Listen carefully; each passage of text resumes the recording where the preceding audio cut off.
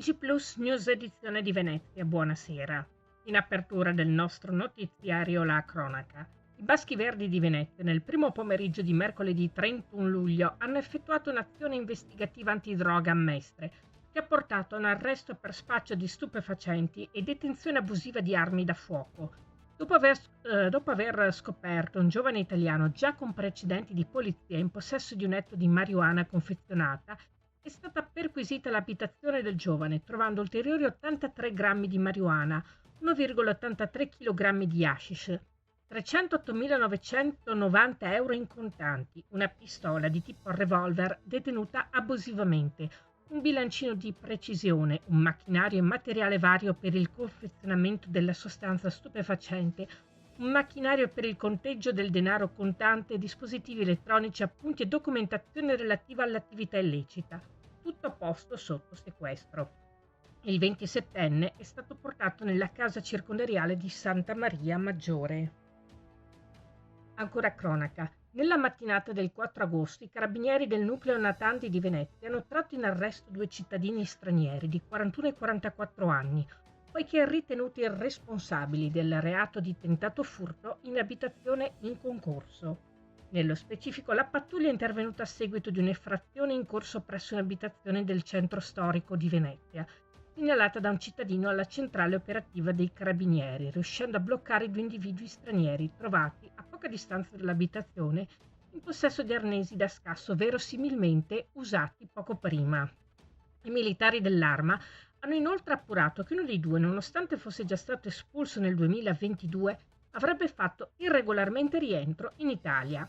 Alle persone arrestate, al termine dell'udienza di convalida dell'arresto, celebrata la mattina seguente, il Tribunale di Venezia ha applicato la misura cautelare in carcere. Cambiamo argomento. Per il 15° anno consecutivo presenteremo un bilancio di previsione 2025-2027 senza maggiorazione all'addizionale IRPEF di base, quindi non varia la pressione fiscale sui cittadini.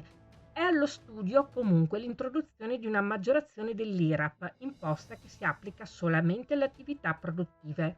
Così l'assessore regionale al bilancio e alla programmazione Francesco Calzavara. Si passerà, continua l'assessore, da una media di 14 euro in più all'anno di imposta IRAP per un bar per arrivare a un massimo di 16.000 euro se consideriamo il comparto farmaceutico.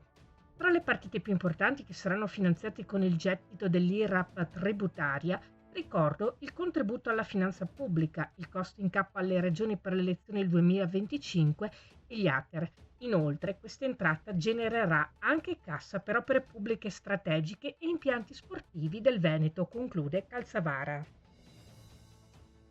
Passiamo allo sport. La Coppa del Mondo di tennis si mostra a Jesolo. Sabato 17 e domenica 18 agosto la Coppa Davis verrà esposta presso l'Ufficio Informazioni e Accoglienza Turistica di Piazza Brescia, dove curiosi e appassionati potranno ammirare il prestigioso trofeo. La Coppa sarà esposta durante gli orari di apertura dell'ufficio dalle 8 alle 22. L'arrivo a Jesolo dell'insalatiera, così come è chiamata, rappresenta una nuova tappa del viaggio della Coppa Davis in giro per il bel paese, dopo la vittoria della nazionale italiana a Malaga. È un onore ospitare la Coppa Davis, un vero e proprio gioiello ma anche un simbolo dello sport, dichiara l'assessore allo sport della città di Jesolo, Martina Borin. Jesolo è stata nominata città europea dello sport per il 2025, continua, e accogliere questo trofeo significa muovere un nuovo passo verso quel traguardo e celebrare una grande conquista per il tennis italiano. Questa era la nostra ultima notizia. Grazie per essere stati con noi. Arrivederci.